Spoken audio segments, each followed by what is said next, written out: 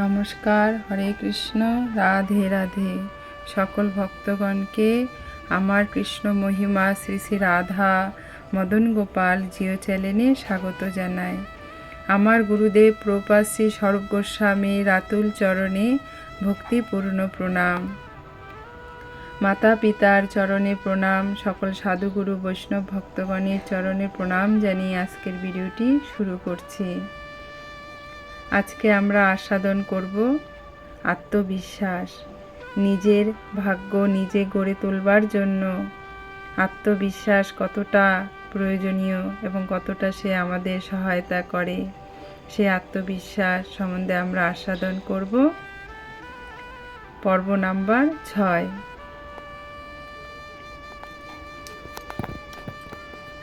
যে কোনো কাজে সফল হতে হলে আত্মবিশ্বাস চাই চাই চাই, এটি অপরিহার্য।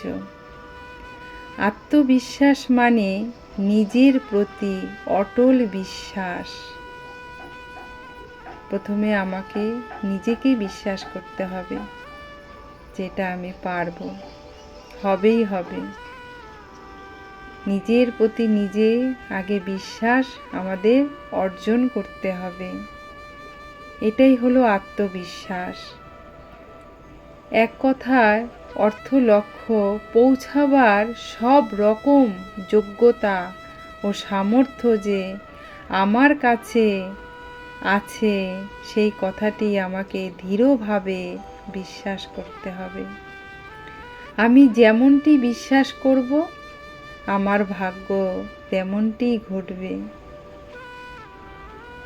আমি যেমন সুন্দর ভাবব, তেমনটি ঘটবে।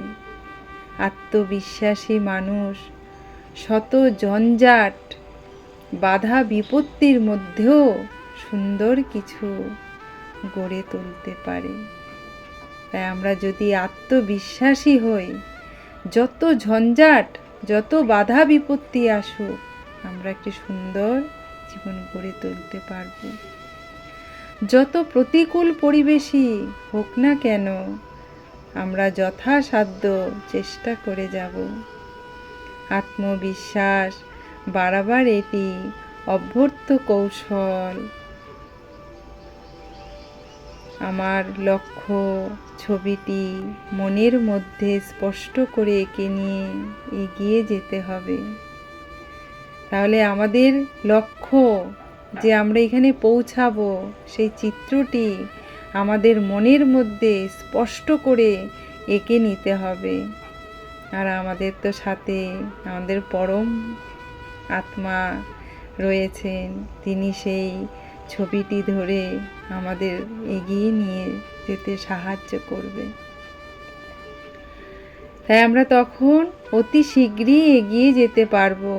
কোনো বাধা বিঘ্ন যেন আমাকে হতদম্য করতে পারবে না। সব সময় শিখতে থাকব, ক্রমাগত নিজেকে উন্নত করে যাওয়ার প্রচেষ্টা। যেখানে জীবন আছে সেখানে আশাও আছে, এর তাৎপর্য বিশ্বাস আর অবশ্যই জীবনের সঞ্জীবনী শক্তি হয়ে ওঠে। আমাদের চিত্রটিকে সম্পূর্ণ করার জন্য যে বিশ্বাস জন্মায়, আর এটি করব, এই যে একটা আমাদের মধ্যে প্রবল বিশ্বাস আত্মবিশ্বাস গড়ে ওঠে, এটা কিন্তু আমাদের একটি সঞ্জীবনী শক্তি হিসাবে আমাদের কাজ করে যাবে।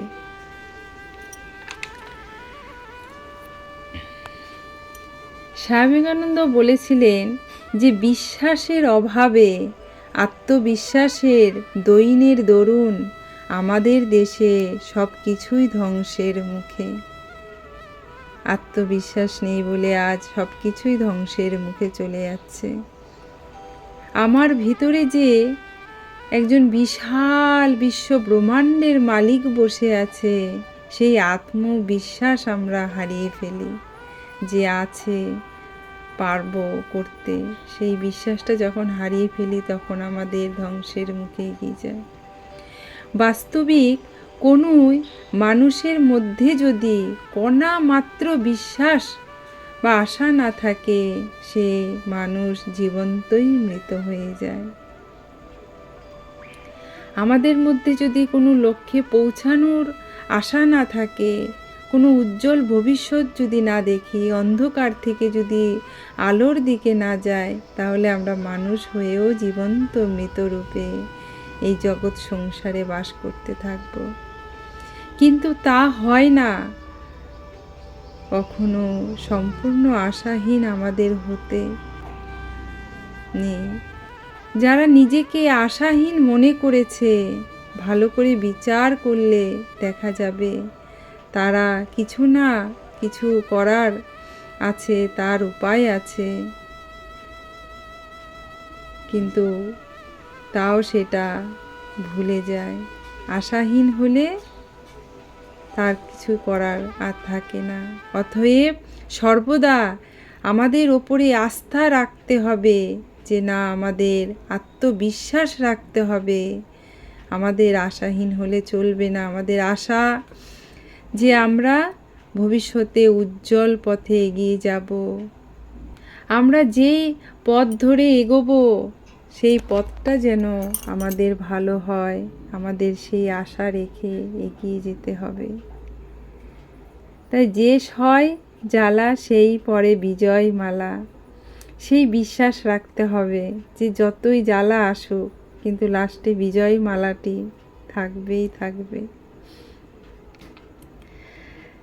তাই যারা শ্রেষ্ঠ মানব, তারা চরম নৈরাশ্যের মধ্যেও আশার আলো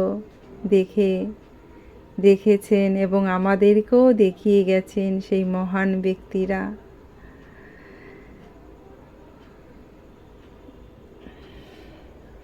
তাই চরম সংকটের মধ্যেও জীবন তরণী বয়ে বেয়ে আমাদের চলতে হবে।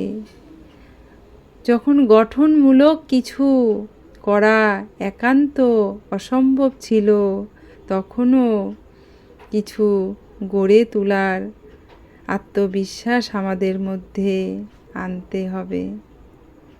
অসম্ভবকেও যেন আমরা সম্ভব করতে পারি, সেই আত্মবিশ্বাস আমাদের মধ্যে গড়ে তুলতে হবে।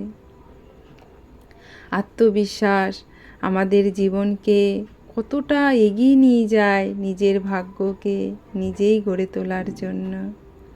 হরে কৃষ্ণ, রাধে রাধে। আজকে আমরা আত্মবিশ্বাস সম্বন্ধে আস্বাদন করলাম। আমাদের আত্মারকে যে আমাদের কত রকমভাবে সে পরিচালনা করে আমাদের যে জীবনকে অতিবাহিত করে একটা নতুন দিগন্তের আলোর দিশায় নিয়ে যাচ্ছে, সেই সম্বন্ধে আমরা আজকে আস্বাদন করলাম। তাই ভগবানের সকল সন্তান আমরা, গোবিন্দের কৃপায় আমরা সবাই ভালো সুস্থ থাকব। হরে কৃষ্ণ, রাধে রাধে। ভিডিওতে লাইক, শেয়ার, সাবস্ক্রাইব করবেন আর আমার পাশে থাকবেন। রাধে রাধে।